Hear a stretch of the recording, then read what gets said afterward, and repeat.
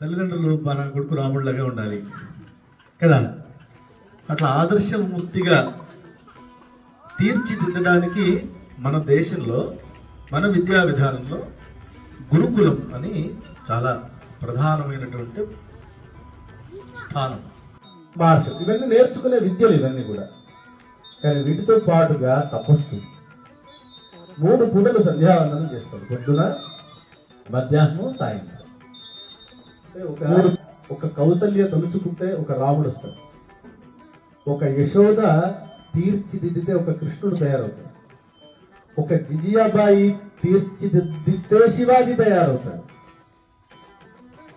అలాగే మీరు మన భావి తరాలను తీర్చిదిద్దడానికి మీరు పూనుకోవాలి, సంకల్పించాలి.